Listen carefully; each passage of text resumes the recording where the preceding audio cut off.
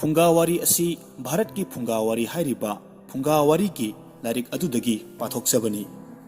Hauzik amuk taminarasi Sikkim gi Phungga Wari LEPCHA SINGGI HOURAKPHAM. LEPCHA gi isor romna malem semnabagidamak jingpat turel sanga uchek waya amadi pambi kaya puthoklammi. Sing adugi manungda unna kuplaba wanglaba Kanchenjunga Chingjawsu yaurammi. Chingjawsigi matondagi isor romna makut yet amasung oina un khubam amamam laurammi. Yet thangbada pairiba undudagi nupa ama amasung oi thangbadagi nupi ama puthokhi. Nupa dugi maming Phadongthing kawi. Masigi arthadi yamna kan thauba haibani. Aduga nupi dugi mamingna Nasyon goyu kauki. Masigi arthana laibak phabi haibani. LEPCHA singna makhoigi ihan hanba mama mapadi undagi olakhiba makhoi ani asini haina thajanai. Isor romna makhoi anibu machin mokpa oina puthokhi. Makhoi anina chawraklabada romna makhoi anibu kauraduna haiki. Ichasa nakhoi na chin nokpa yamna nungsinana leminagadabani. Nakhoi na kaidongaidasu haunadaba natai chadaba thabak tauroidabani. Karigumbada nakhoi na aigi athangasi indrabadi nakhoi animak awa anana thallaba prithibida lehengani. Romna nupadubu tangsen nari macha kauba chingdugi matolda lehenkhi. Aduga nupiduna Nagwana tharam kauba chingduda lehenkhi. Matamgi matunginna Nasyon goyu nongma nongmagi chawsilaktuna masak matau phajarabi mapung pharabi leishabi ama oirakhi. Mahakna kanagumba amaga nungsinana leiminaba pami. Adubu mahakki masak matau phajaraba kallaba mabungdu natana nupa amatta leiramde. Maramaduna mana magi mabung adubu magi nungsinaba nupa oiba pamki. Mahakna isor romgi yathangadu ningsingki. Adubu mahakki apamba aningba adubudi lakthaba ngamlamde. Mahakna Phadongthingbu asukki matik nungsikhi. Mahak yaudrabadi magi punsisi hingba ngamloi haina khankhi. Nasyon guyuna mana leiriba chingdudagi mabungduna leiriba chingdu phauba chathok chachin yaba aronba lambi ama semgi haina khalli. Mahakna isor romgi ayaba yaudana ningliba thabaktu pangthokhi amasung mabunga unarammi. Asumna chathok chachin tawduna makhoi masel unaba adu isor romna khangki. Mahakna sauraduna makhoi anibu kauki aduga hairammi. Nakhoi anina aigi yathang hektukpagidamak mafam masida leiba yararoi. Maramaduna chingsidagi kumthaduna a makhada leiruro. Nakhoina tawkiba paptugi pholna awa ana kaya nanglagani. Makhoi ani chingdudagi kumtharaklammi amasung matai manau oina punna leminnakhi. Ahanba chahiduda machanupa ama poklammi. Adubu mapadunadi isor romgi saptu ningsinglaktuna angang adubu afaba angang oiroi khanbana yok thakpagi mahutta jangalda hundokhirammi. Chahi khudingi machanupa amamam poklammi. Adubu poklakpa angang khudingmak jangalda loinamak hundokhi. Chahi taret asigi manungda angang taret hundokre. Nipal suba angang amamok pokle. Mapana angangdu mahoksagum jangalda hundokpa pamlammi. Adubu mamanadi nungsiraba angangdu hundokpa pamde. Mamana hairaklammi. Aikhoi isorgi saptudagi kokpa ngamlaroi. Aduna asigumba awabasi khangduna hinglibani. Pikliba angang asigi maraldi amatta leite. Mahakna aranba tawrubasu natte. Aduga kaidawbagi maral leitaba angang sida tainaduna hundokadoribano. Nasyon goyuna mapuroibada kanna haijabadagi angangdu hundoktre. Masigi matungda poklakpa angang singsu amatta hundoktre. Makhoi anigi machanupa amasung machanupi kungi mathakta leirammi.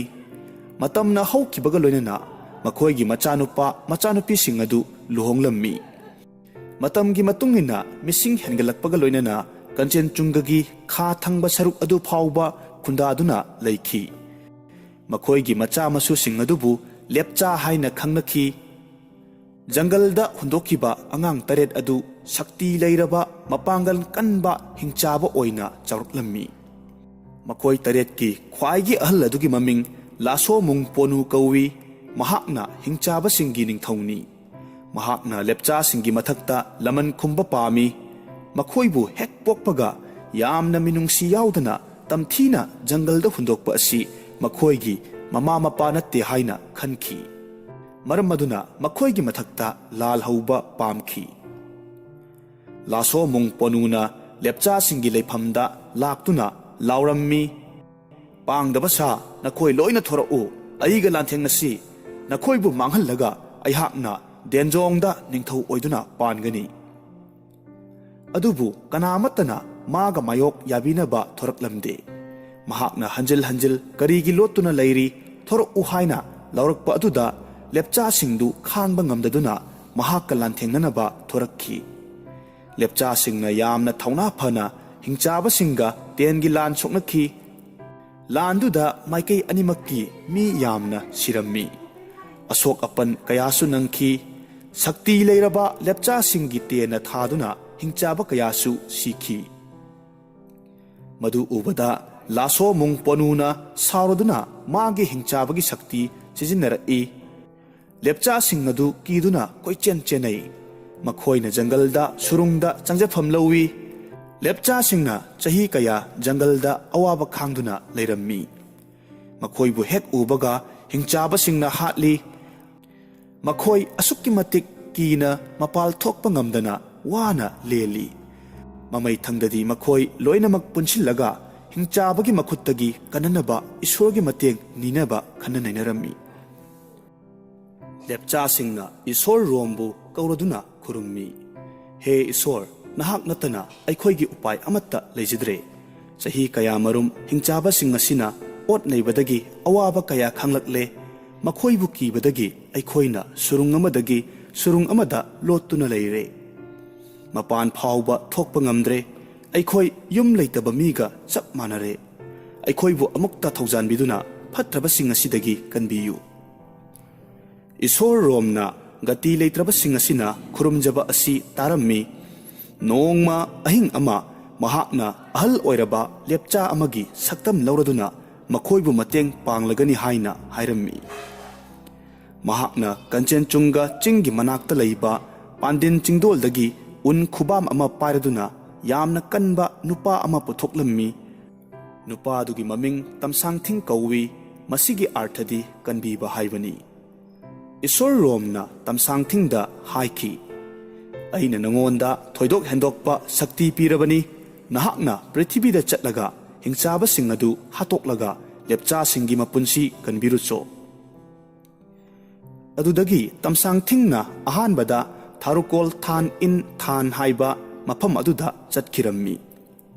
Hairiba mafam asigi arthadi lepcha singna ningkha tamba phangba mafam haibani. Mafamduda mahakna yamna hauna noklammi. Mahakna noklibadu asukki matik haukre. Madudi chingjaw phauba thak thak ni'i. Mahakna nokpagi makholduda laso mung ponu tumlambadagi haugalaklammi. Laso mung ponuna mahakna tumbada akaiba piriba midu kanano yinglusu haiduna hingchaba sing tharakhi. Hingchaba singna tamsangthingbu ukhi. Makhoina chenduna makhoigi ningthau laso mungda hairakhi. He luchingba aikhoina nupadubu urakle. Mahak yamna sakti leiba mini. Mahakna nokpada prithibigi leimai asi thak thak ni'i. Aikhoina magi manak phauba changsinbada akiba poi. Madu tabada laso mungna sauraduna lauraklammi. Chathokro chalu pangdaba sa aduk thauna leitaba. Adudagi mahakna magi mantrida achumbadu khangnanaba amuk tharammi. Ahal oiraba mantri aduna nupadugi manakta laklammi. Aduga mahakbu kanano mafamsida kaidauba lakpano haina hangki. Mahakna makhatana hairammi. Aihakti denjongi ningthauna adomgi maramda khanglunaba tharakpani. tamsang thingna pakhum piraklammi. He mantri, aihakti isor rom na semlakpa mahakki khwaidagi achanba manaini. Mahakna aihakpu hingchaba singgi luchingba ningthaubu hatlaga lepcha singbu kananaba tharakpani. Adubu karigumba nakhoigi ningthauna hingba pamlabadi lepcha singbu tamthina tathina tawroidabani. Ainabu ninglabadi nahak phawba ut olanba yai. Adubu nahakti ahal oirabanina madumakti tawraroi. Thunamak nakhoigi ningthauda wafam simak hairuso. Mantridu hankirammi. Mahakna laso mung ponuda thauna phaba nupaduna hairakpasingdu marik chumna tammi. Madu tavada hingchaba ningthaudu mamittu korimuk ngangki. Laso mung ponuna khalli. Aihak denjong apunbagi ningthauni haiba khangdramale. Kana amatana aigi mayokta leiba ngamloi. Aduna mahakna pamlibasi lani. Aduna lan soknaba tai. Asi khanduna laso mung ponuna hingchaba mayamdu punchinduna tamsang thinga lanthengnanaba chatlammi. Hingchaba singdu changsilakpa ubada tamsang thingna yamna hauna nokhi. Mahakna nokpada leibak thak thak niglakpaduda hingchaba singdu kirammi. Adubu laso mungdi ataina kirabasu madi tu phawba niklamde. Mahakna lauraduna hairaklammi. Nahakna nokpada aina kigani haiba khanbra. Pangdaba kayana ngakchaw theklabasu haujikti aina nangbu hatlagani. Asi hairaduna mahakna tamsang thing tamna ten mathang mathang kapi. Sakti leiraba ten lesing lesing kapsilli. Hingchaba kayamarum tena panduna sirammi. Makhoigi thauna pumba mangki. Makhoina lanphamdu thadokuna chenba natana upai amatta leite. Madu ubada laso mung mathwai shokhirammi. Mahakna icham chamna lan soknabadi kanararoi khaladuna tamsangbu machet machet chetlaga hatlage khanduna kai onthoktuna chongsilakhi. Tamsangdi asumna torkani haiba khanglamde thasu thajarude. Adumakpu mahak hatlage haina chongsilakliba kaidu thangduna ngakthokhi. Kaidu soktuna tarammi. Adudagi amuk sagol onthoktuna mamaidu wangna thangatladuna tamsangda leijabi thaduna kawi. Tamsangna akiba amatta yaudana sagolduda tana thilli. Sagoldu soktuna I thoklammi. Tamsangna lirongten paikhaladuna hairai. Phatraba hingchaba haujikti aina nangbu suknagi ten amakhaktana napunsi loisilagani. Madu tabada hingchaba ningthaudu kirammi. Mahakna langja onthoktuna atiyada paikhi. Hingchaba singgi luchingbana chatkrabada makhoigi hingchaba kangbudu hauduna chenakhi. Lepcha singna tamsangbu tawpimal khangba uttuna thagatnakhi. Makhoina laso mung hingduna leiba ngamlaroi hairammi. Adubu nanthokhtuna chatkraba langja adu maroli chingjauda leire tabadagi tamsang thingi luching makhada makhoi changsinki. Mafamduda awangba u amagi matonda hingchabagi ningthauna langja onduna tonglibadu urammi.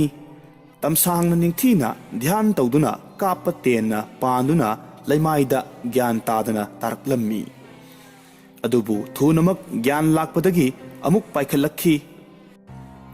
Langja adu masa sokhibana yamna wangna paikhatpadi ngamde. Atopa ten amasu magi thamoi tamna kapkhi. Handakti hingchaba ningthau adugi punshigi aroiba sor honki. Lepcha singna makhoigi mapunsibu kanabagidamak tharakliba isorbu thagatki. Tamsang thing amasung laso mung ponuna lan soknaduna tamsangi makhutta hingchabagi ningthauna maithibadu lepcha pumnamak urammi. Adubu makhoina hingchabadubu kibadagi lepcha amattana magi manakta changlamde. Maramdi mahak amuk hanna hawgalakadra haina mayamna khanarammi. Adubu thauna pharaba lepcha amadi makhutta thangsang ama pairaduna taduna leiriba hakchangdugi manakta changsilai. Mahakna sor honbagi khudam amatta uba phanglamde. Adubu makhutna amadi lumbu lumbu sarammi. Lepcha aduna magi makhutna hingchaba adugi thabakta thambada mihun hunba thengnabadagi kimankhibana chenthoraki.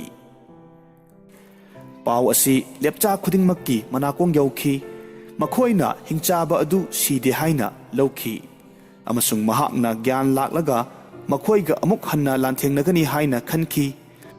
Adubu phana kuiraba phauba hawgalaktaba matam adudadi angakpa ama oikhirammi. Hingchabaduna mihun hullagasu hawgalaktraba matam aduda thauna phaba lepcha amana hingchabadu makak makak kakthlatlammi. Akakpa makak sing adudagi isu leptana thorakki. Hingchaba adugi mitrangi shaktina akakpa saruk sing adu amuk hanna samjinaduna hingalakadra haina mayamna khanarammi. Hingchaba ningthaudu sire adubu magi atama adunadi laman khumge haina leple. Magi akakpa masasing adudagi hakchangda chikpa yaba tinkang mana chingba mayam ama thoraklammi.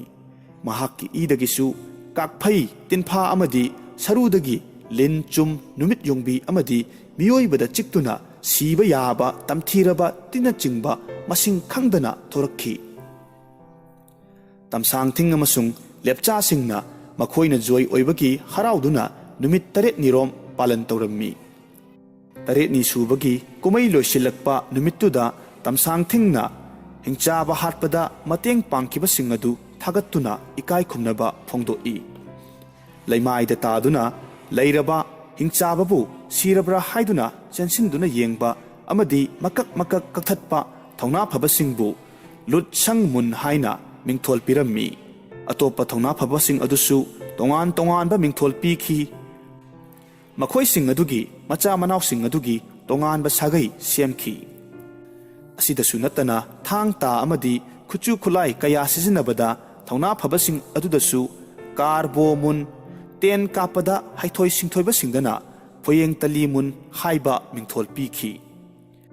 Chana thaknaba polam sing warhandana bagidamak ngamjaba moongda amana amagi mateng pangnaduna hingchaba singbu maithiba piduna mai pakpagi lambelda punna sangsin minarakhiba pumnamakpu amana amada ikai khumnaba unaduna lepcha singgi tongan tongan ba sagai kaya thoklabasu nungsinana hingminnabagi lambida sangsin minakhi.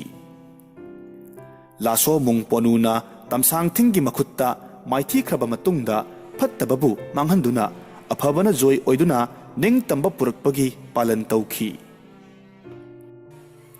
Lepcha singgi maphamdadi anauba chahi haibasi ningtambagi anauba punchi purakpabuni. Numit asida lepcha singna hingchabagi ningthaugi saktam iphiji saduna palan pangthokadoriba mafam madugi chanaba mafam yenglaga thammi.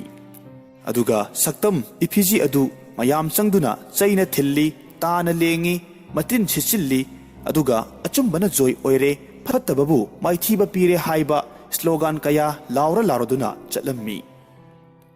Iphiji adu puraduna procession chatlammi. Aduga langkhaiduna mai thadokhi. Mayamna phattabasing lapna chatkhro haina hanna hanna lauki. Mi sing aduna chokthadri phauba harau nungaina thakminarami chaminarami. Lepcha sing asi isai amasung jagoi yamna pami makhoina isai amasung jagoi asi swarga amasung prithibigi marakta leiba thongni haina thajarami. Asumna hainai madudi isai amasung jagoi gi lai narok romna lepcha singgi jagoi isai gi thoramda mahak masamaksu prithibida kumtharaktuna makhoiga loinana jagoi sai amasung isai sai. Lepcha singna makhoigi isai gi jantra asi narok romna khudol oina pirambani haina thajanai. Narok romna jagoi gi phizol setuna jagoi sabada lepcha singna mabu khangdaba yaude. Chatliba procession adu himaloi tamna lai. Makhoina asum lakpada yamna tarakna leiba lepcha gi khungang ama thengnakhi. Makhoisu procession aduda saruk yaraduna lakhi.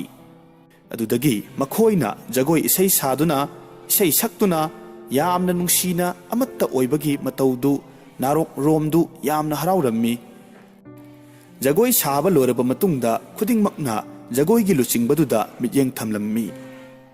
Narok romna jagoi saba luchingba adubu mareng banda thangaladuna mahakki jagoi adu asukki matik phajai haina ꯊꯥꯒꯠꯂꯝꯃꯤ ꯑꯗꯨꯒ ꯂꯨꯆꯤꯡꯕ ꯑꯗꯨꯒꯤ ꯃꯀꯣꯛꯇ ꯃꯥꯒꯤ ꯂꯨꯍꯨꯞ ꯑꯗꯨ ꯃꯅꯥ ꯑꯣꯏꯅ ꯄꯤꯗꯨꯅ ꯎꯞꯄꯤꯈꯤ ꯑꯗꯨꯒꯨꯝꯕ ꯂꯨꯍꯨꯞ ꯑꯗꯨ ꯉꯁꯤ ꯐꯥꯎꯕ ꯂꯦꯞꯆꯥꯁꯤꯡꯅ ꯖꯒꯣꯏꯒꯤꯗꯃꯛ ꯁꯦꯝ ꯁꯥꯔꯛꯄ ꯃꯇꯝꯗ ꯂꯨꯍꯨꯞ ꯑꯗꯨꯕꯨ ꯄꯨꯖꯥ ꯇꯧꯏ ꯀꯔꯤꯒꯨꯝꯕ ꯂꯨꯍꯨꯞ ꯑꯗꯨꯅ ꯂꯩꯃꯥꯏꯗ ꯇꯥꯔꯕꯗꯤ ꯐꯠꯇꯕꯒꯤ ꯈꯨꯗꯝꯅꯤ ꯍꯥꯏꯅ ꯊꯥꯖꯅꯩ ꯅꯥꯔꯣꯛ ꯔꯣꯝꯅ ꯏꯁꯩꯒꯤ ꯖꯟꯇ꯭ꯔ 10 ꯃꯊꯪ ꯃꯊꯪ ꯂꯧꯊꯣꯔꯛꯇꯨꯅ ꯂꯦꯞꯆꯥꯁꯤꯡꯗ ꯈꯨꯗꯣꯜꯄꯣꯠ ꯑꯣꯏꯅ ꯄꯤꯈꯤ ꯂꯦꯞꯆꯥꯁꯤꯡꯅ ꯃꯈꯣꯏꯒꯤ ꯃꯃꯥ ꯃꯄꯥꯁꯤꯡ ꯑꯁꯤ ꯀꯟꯆꯦꯟꯆꯨꯡꯒ ꯆꯤꯡꯗꯣꯜꯗ ꯈꯟꯖꯤꯟꯗꯨꯅ ꯂꯩꯔꯤꯕ ꯃꯌꯦꯜ ꯈꯨꯟꯗ ꯂꯩ ꯍꯥꯏꯅ ꯊꯥꯖꯅꯩ ꯑꯗꯨꯕꯨ ꯃꯈꯣꯏ ꯀꯅꯥ ꯑꯃꯠꯇꯅ ꯃꯐꯝ ꯑꯗꯨꯗ ꯆꯠꯂꯨꯗꯦ ꯃꯔꯝꯗꯤ ꯃꯌꯦꯜꯒꯤ ꯂꯝꯕꯦꯜ ꯑꯁꯤ ꯍꯤꯡꯆꯥꯕꯁꯤꯡꯅ ꯉꯥꯛꯇꯨꯅ ꯂꯩ ꯑꯗꯨꯒ ꯂꯝꯕꯤ ꯑꯗꯨꯗ ꯅꯨꯡꯗꯨꯝ ꯀꯌꯥꯃꯔꯨꯝꯁꯨ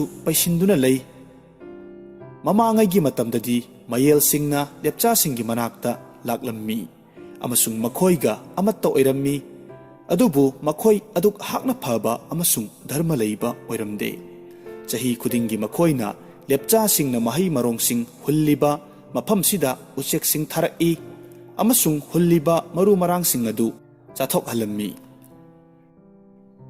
ꯆꯍꯤ ꯀꯌꯥꯃꯨꯛꯀꯤ ꯃꯃꯥꯡꯗ ꯊꯧꯅꯥ ꯐꯕ ꯅꯨꯄꯥ ꯑꯃꯅ ꯎꯃꯪ ꯐꯥꯎꯔꯒ ꯂꯥꯛꯄꯗ ꯈꯣꯡ ꯑꯃ ꯊꯦꯡꯅꯔꯝꯃꯤ ꯏꯁꯤꯡꯒꯤ ꯏꯆꯦꯜꯗ ꯃꯍꯥꯛꯅ ꯎꯒꯤ ꯎꯁꯥ ꯑꯃ ꯎꯈꯤ ꯈꯨꯗꯛꯇ ꯃꯍꯥꯛꯅ ꯀꯔꯤꯒꯨꯝꯕ ꯈꯔ ꯈꯪꯂꯝꯃꯤ ꯃꯗꯨꯗꯤ ꯑꯁꯤꯒꯨꯝꯕ ꯎ ꯄꯥꯝꯕꯤ ꯑꯁꯤꯗꯤ ꯃꯌꯦꯜꯗ ꯍꯧꯕ ꯉꯝꯒꯅꯤ ꯃꯁꯤꯒꯤ ꯃꯔꯝꯗꯤ ꯃꯌꯦꯜꯅ ꯈꯣꯡ ꯑꯁꯤꯒ ꯁꯥꯒꯣꯟꯅꯅ ꯂꯩꯕꯅꯅꯤ ꯃꯍꯥꯛꯅ ꯈꯨꯡꯒꯪ ꯑꯗꯨ ꯑꯁꯨꯝ ꯐꯥꯎꯔꯛꯂꯝꯃꯤ ꯅꯨꯃꯤꯠ ꯀꯌꯥꯅꯤꯔꯣꯝ ꯆꯠꯂꯕ ꯃꯇꯨꯡꯗ ꯃꯍꯥꯛꯅ ꯎꯆꯦꯛ ꯃꯇꯨ ꯄꯨꯝꯆꯥꯏ ꯆꯥꯏꯗꯨꯅ ꯂꯩꯕ ꯃꯐꯝ ꯑꯃ ꯌꯧꯔꯛꯈꯤ ꯃꯍꯥꯛꯅ ꯎꯆꯦꯛ ꯃꯇꯨꯁꯤꯡ ꯑꯗꯨ ꯈꯣꯝꯖꯤꯟꯗꯨꯅ ꯑꯃꯗꯤ ꯄꯥꯏꯗꯨꯅ ꯃꯨꯟꯅ ꯌꯦꯡꯂꯕ ꯃꯇꯨꯡꯗ ꯈꯨꯡꯒꯪ ꯑꯁꯤꯗ ꯔꯤꯇꯨꯒꯤ ꯃꯇꯨꯡ ꯏꯟꯅ ꯎꯆꯦꯛꯁꯤꯡ ꯑꯁꯤ ꯆꯍꯤ ꯑꯃꯒꯤ ꯃꯅꯨꯡꯗ ꯑꯃꯨꯛ ꯄꯥꯏꯔꯛꯏ ꯍꯥꯏꯕ ꯈꯪꯈꯤ ꯃꯈꯣꯏꯅ ꯃꯇꯨ ꯁꯤꯜꯂꯕ ꯃꯇꯨꯡꯗ ꯑꯃꯨꯛ ꯍꯟꯅ ꯄꯥꯏꯈꯤ ꯑꯁꯨꯝ ꯆꯠꯄꯗ ꯂꯦꯞꯆꯥꯁꯤꯡꯒꯤ ꯃꯄꯥ ꯃꯄꯨꯁꯤꯡꯅ ꯂꯩꯔꯝꯕꯒꯤ ꯌꯨꯝ ꯑꯃ ꯊꯦꯡꯅꯈꯤ ꯈꯨꯡꯒꯪꯗꯨꯒꯤ ꯑꯍꯥꯟꯕ ꯌꯨꯝꯗ ꯌꯧꯔꯛꯄ ꯃꯇꯝꯗ ꯅꯨꯃꯤꯠ ꯇꯥꯈꯤꯔꯝꯃꯤ ꯌꯨꯝꯗꯨꯗ ꯂꯩꯔꯝꯕ ꯍꯅꯨꯕ ꯍꯅꯨꯕꯤ ꯑꯅꯤꯅ ꯃꯍꯥꯛꯄꯨ ꯇꯔꯥꯝꯅ ꯇꯧꯔꯝꯃꯤ ꯃꯥꯒꯤ ꯆꯥꯅ ꯊꯛꯅꯕꯁꯨ ꯄꯤꯔꯝꯃꯤ ꯁꯗꯥꯟꯕ ꯅꯨꯄꯥꯗꯨꯅ ꯑꯉꯥꯡ ꯑꯃꯠꯇ ꯂꯩꯇꯕ ꯎꯕꯗꯨꯗ ꯍꯥꯏꯔꯛꯈꯤ ꯅꯈꯣꯏꯒꯤ ꯅꯆꯥ ꯑꯃꯠꯇ ꯂꯩꯇꯕ꯭ꯔꯥ ꯍꯅꯨꯕ ꯍꯅꯨꯕꯤꯅ ꯆꯞ ꯃꯥꯟꯅꯅ ꯈꯨꯝꯂꯛꯈꯤ ꯂꯩꯇꯦ ꯑꯗꯨꯝ ꯑꯣꯏꯅꯃꯛ ꯃꯊꯪꯒꯤ ꯑꯌꯨꯛꯇꯗꯤ ꯃꯍꯥꯛꯅ ꯑꯉꯥꯡ ꯑꯅꯤ ꯅꯨꯄꯤ ꯃꯆꯥ ꯑꯃꯁꯨꯡ ꯅꯨꯄꯥ ꯃꯆꯥ ꯌꯨꯝꯗꯨꯗ ꯁꯥꯟꯅꯕ ꯎꯔꯝꯃꯤ ꯃꯍꯥꯛꯅ ꯈꯜꯂꯤ ꯑꯍꯜ ꯑꯣꯏꯔꯕ ꯃꯇꯩ ꯃꯅꯥꯎ ꯑꯅꯤꯗꯨ ꯂꯧꯕꯨꯛꯇ ꯊꯕꯛ ꯁꯨꯕ ꯆꯠꯈ꯭ꯔ ꯃꯥꯜꯂꯦ ꯃꯥꯒꯤ ꯆꯤꯡꯅꯕ ꯃꯇꯧꯗꯨꯗ ꯑꯉꯥꯡ ꯑꯅꯤꯗꯨꯅ ꯍꯥꯏꯔꯛꯈꯤ ꯑꯩꯈꯣꯏ ꯉꯔꯥꯡꯒꯤ ꯑꯍꯜ ꯑꯅꯤꯗꯨꯅꯤ ꯑꯌꯨꯛꯇꯗꯤ ꯑꯩꯈꯣꯏ ꯑꯉꯥꯡ ꯑꯣꯏ ꯅꯨꯡꯊꯤꯜꯗꯅ ꯄꯥꯈꯪ ꯂꯩꯁꯥꯕꯤ ꯑꯣꯏꯒꯅꯤ ꯑꯗꯨꯒ ꯅꯨꯃꯤꯗꯥꯡ ꯋꯥꯏꯔꯝꯗꯅ ꯑꯍꯜ ꯑꯣꯏꯒꯅꯤ ꯅꯣꯡ ꯉꯥꯜꯂꯒ ꯑꯩꯈꯣꯏ ꯑꯉꯥꯡ ꯑꯃꯨꯛ ꯑꯣꯏꯒꯅꯤ ꯑꯩꯈꯣꯏ ꯑꯁꯨꯝꯅ ꯆꯍꯤ ꯀꯌꯥꯃꯔꯨꯝ ꯂꯩꯔꯛꯂꯕꯅꯤ ꯁꯗꯥꯟꯕ ꯅꯨꯄꯥꯗꯨꯅ ꯈꯨꯡꯒꯪꯗꯨꯗ ꯂꯩꯕ ꯃꯆꯤꯟ ꯃꯅꯥꯎ 8ꯀꯤ ꯌꯨꯝ 8 ꯂꯩꯕꯗꯨꯗ ꯅꯣꯡꯃ ꯅꯣꯡꯃꯒꯤ ꯍꯣꯡꯗꯨꯅ ꯂꯦꯛꯂꯝꯃꯤ ꯑꯔꯣꯏꯕ 8ꯁꯨꯕ ꯌꯨꯝ ꯑꯗꯨꯗ ꯂꯦꯛꯂꯕ ꯃꯇꯨꯡꯗ ꯃꯍꯥꯛ ꯃꯌꯨꯝꯗ ꯍꯟꯅꯅꯕ ꯂꯦꯞꯂꯝꯃꯤ ꯃꯈꯣꯏ 8ꯃꯛꯅ ꯃꯉꯣꯟꯗ ꯍꯨꯟꯅꯅꯕ ꯃꯔꯨ 8 ꯄꯤꯔꯛꯈꯤ ꯑꯗꯨꯒ ꯃꯌꯨꯝꯗ ꯃꯍꯩ ꯃꯔꯣꯡꯁꯤꯡ ꯑꯗꯨ ꯊꯥꯔꯕꯗꯤ ꯃꯔꯥꯡ ꯀꯥꯏꯅ ꯄꯥꯟꯗꯨꯅ ꯃꯍꯥꯛꯀꯤ ꯃꯤꯁꯤꯡ ꯄꯨꯝꯅꯃꯛ ꯆꯥꯕ ꯀꯣꯟꯅꯒꯅꯤ ꯍꯥꯏꯈꯤ ꯂꯦꯞꯆꯥꯁꯤꯡꯅ ꯊꯥꯖꯔꯝꯃꯤ ꯃꯗꯨꯗꯤ ꯃꯔꯨ ꯃꯔꯥꯡ ꯍꯨꯟꯕ ꯃꯇꯝ ꯑꯁꯤꯗ ꯃꯈꯣꯏ ꯃꯆꯤꯟ ꯃꯅꯥꯎ 8 ꯑꯁꯤ ꯁꯣꯏꯗꯅ ꯂꯥꯛꯏ ꯑꯃꯁꯨꯡ ꯃꯍꯩ ꯃꯔꯣꯡ ꯌꯥꯝꯅ ꯂꯣꯛꯅꯕꯒꯤꯗꯃꯛ ꯃꯔꯨ ꯃꯔꯥꯡꯒꯤ ꯂꯥꯏꯕꯨ ꯈꯨꯔꯨꯝꯃꯤ ꯇꯤꯁꯇꯥ ꯑꯃꯁꯨꯡ ꯔꯟꯒꯤꯠ ꯁꯤꯛꯀꯤꯝꯗ ꯆꯦꯟꯕ ꯑꯆꯧꯕ ꯇꯨꯔꯦꯜꯁꯤꯡꯅꯤ ꯇꯨꯔꯦꯜ ꯑꯅꯤ ꯑꯁꯤꯒꯤ ꯅꯨꯡꯁꯤꯔꯕ ꯋꯥꯔꯤ ꯑꯃꯁꯨ ꯂꯩ ꯔꯟꯒꯤꯠꯅ ꯂꯥꯏꯔꯦꯝꯕ ꯑꯃꯁꯨꯡ ꯇꯤꯁꯇꯥꯅ ꯂꯥꯏꯔꯦꯝꯕꯤꯅꯤ ꯃꯈꯣꯏ ꯌꯥꯝꯅ ꯅꯨꯡꯉꯥꯏꯅ ꯍꯤꯃꯥꯂꯣꯏꯒꯤ ꯇꯝꯄꯥꯛꯇ ꯁꯥꯟꯅꯗꯨꯅ ꯂꯩꯔꯝꯃꯤ ꯃꯈꯣꯏ ꯑꯅꯤꯒꯤ ꯏꯆꯦꯜꯁꯤ ꯇꯝꯄꯥꯛꯀꯤ ꯇꯣꯉꯥꯟ ꯇꯣꯉꯥꯟꯕ ꯃꯐꯝꯗ ꯆꯦꯟꯊꯁꯤ ꯍꯥꯏꯅꯔꯝꯃꯤ ꯃꯈꯣꯏꯒꯤ ꯄꯟꯊꯨꯡ ꯌꯧꯅ ꯆꯦꯟꯅꯅꯕ ꯂꯝꯕꯤꯗꯨꯁꯨ ꯃꯁꯥ ꯃꯁꯥꯅ ꯂꯦꯞꯆꯩ ꯇꯤꯁꯇꯥ ꯌꯥꯝꯅ ꯁꯤꯡꯕ ꯅꯨꯄꯤꯅꯤ ꯃꯍꯥꯛꯅ ꯃꯥꯒꯤ ꯂꯝꯖꯤꯡꯒꯗꯕꯗꯨ ꯂꯤꯜꯒꯤ ꯅꯤꯡꯊꯧ ꯑꯃꯕꯨ ꯅꯦꯛꯂꯝꯃꯤ ꯑꯗꯨꯒ ꯔꯟꯒꯤꯠꯀꯤꯅ ꯎꯆꯦꯛꯀꯤ ꯅꯤꯡꯊꯧ ꯑꯃꯕꯨ ꯂꯝꯖꯤꯡꯍꯜꯂꯤ ꯃꯍꯥꯛꯅ ꯂꯤꯜꯗꯒꯤ ꯎꯆꯦꯛꯅ ꯍꯦꯟꯅ ꯌꯥꯡꯒꯅꯤ ꯈꯜꯂꯝꯃꯤ ꯅꯣꯡꯃ ꯃꯈꯣꯏ ꯑꯅꯤꯒꯤ ꯏꯆꯦꯜꯗꯨ ꯆꯦꯟꯊꯕ ꯍꯧꯔꯛꯈꯤ ꯇꯤꯁꯇꯥꯗꯤ ꯌꯦꯠ ꯑꯣꯏ ꯑꯃꯠꯇ ꯌꯦꯡꯗꯅ ꯂꯤꯜꯗꯨꯅ ꯆꯠꯂꯤꯕ ꯃꯥꯏꯀꯩꯗꯨꯗ ꯆꯠꯈꯤ꯫ ꯇꯤꯁꯇꯥꯗꯤ ꯌꯦꯠ ꯑꯣꯏ ꯑꯃꯠꯇ ꯌꯦꯡꯗꯅ ꯂꯤꯜꯗꯨꯅ ꯆꯠꯂꯤꯕ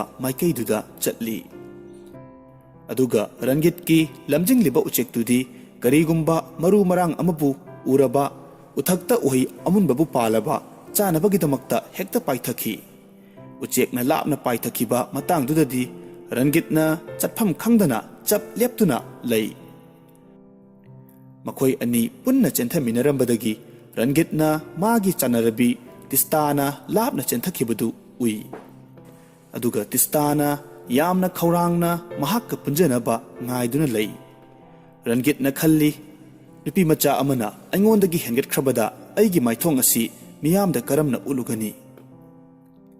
ꯃꯁꯤꯗꯒꯤ ꯃꯍꯥꯛꯅ ꯁꯥꯎꯔꯗꯨꯅ ꯎ ꯋꯥ ꯌꯨꯝ ꯀꯩ ꯀꯔꯤꯃꯠꯇ ꯌꯦꯡꯗꯅ ꯆꯦꯟꯊꯕ ꯍꯧꯔꯛꯂꯝꯃꯤ꯫ ꯔꯟꯒꯤꯠꯅ ꯑꯁꯥꯎꯕꯒ ꯂꯣꯏꯅꯅ ꯏꯁꯤꯡ ꯏꯆꯥꯎꯒꯨꯝ ꯆꯦꯟꯊꯔꯛꯄ ꯎꯕꯗ ꯇꯤꯁꯇꯥꯅ ꯀꯤꯔꯗꯨꯅ ꯂꯦꯞꯅꯕ ꯍꯥꯏꯔꯛꯈꯤ꯫ ꯅꯨꯡꯁꯤꯔꯕ ꯔꯟꯒꯤꯠ, ꯅꯍꯥꯛꯅ ꯎꯄꯥꯏ ꯂꯩꯇ꯭ꯔꯕ ꯑꯄꯤꯛꯄ ꯖꯤꯕ ꯃꯌꯥꯝ ꯑꯁꯤꯕꯨ ꯅꯨꯡꯁꯤꯕꯤꯌꯨ꯫ ꯑꯩꯍꯥꯛ ꯈꯪꯉꯤ ꯅꯍꯥꯛꯀꯤ ꯅꯔꯥꯜ ꯑꯃꯠꯇ ꯂꯩꯇꯦ꯫ ꯃꯔꯥꯜ ꯂꯩꯔꯤꯕꯗꯤ ꯃꯁꯥꯒꯤꯇ ꯈꯟꯕ ꯎꯆꯦꯛ ꯅꯤꯡꯊꯧ ꯑꯁꯤꯅꯤ꯫ ꯇꯤꯁꯇꯥꯅ ꯍꯥꯏꯖꯔꯤꯕꯗꯨ ꯔꯟꯒꯤꯠꯅ ꯌꯥꯔꯝꯃꯤ꯫ ꯃꯈꯣꯏ ꯑꯃꯅ ꯑꯃꯕꯨ ꯂꯦꯡꯒꯣꯟꯅꯗꯨꯅ ꯄꯨꯟꯅ ꯆꯦꯟꯃꯤꯟꯅꯔꯝꯃꯤ꯫ ꯑꯁꯨꯝꯅ ꯁꯥꯡꯅ ꯆꯦꯟꯃꯤꯟꯅꯔꯕ ꯃꯇꯨꯡꯗ ꯗꯥꯔꯖꯤꯂꯤꯡ ꯀꯥꯂꯤꯝ ꯄꯣꯡꯒꯤ ꯂꯝꯕꯤꯗꯒꯤ ꯃꯈꯣꯏ ꯑꯅꯤꯅ ꯅꯥꯀꯜ ꯅꯥꯀꯜ ꯑꯃꯨꯛ ꯍꯟꯅ ꯎꯅꯔꯣꯏꯗꯕꯒꯨꯝ ꯈꯥꯏꯗꯣꯛꯅꯗꯨꯅ ꯆꯦꯜꯂꯝꯃꯤ꯫ ꯃꯈꯣꯏ ꯑꯅꯤꯒꯤ ꯏꯇꯤꯟꯐꯝ ꯑꯗꯨꯕꯨ ꯂꯦꯞꯆꯥꯁꯤꯡꯅ ꯑꯁꯦꯡꯕ ꯃꯐꯝꯅꯤ ꯍꯥꯏꯅ ꯂꯧꯅꯩ꯫ ꯆꯍꯤ ꯈꯨꯗꯤꯡꯒꯤ ꯗꯤꯁꯦꯝꯕꯔ ꯖꯅꯋꯥꯔꯤꯒꯤ ꯑꯗꯨꯋꯥꯏꯗ ꯇꯨꯔꯦꯜ ꯑꯅꯤ, ꯂꯥꯏꯔꯦꯝꯕ ꯂꯥꯏꯔꯦꯝꯕꯤ ꯑꯅꯤ ꯑꯁꯤꯕꯨ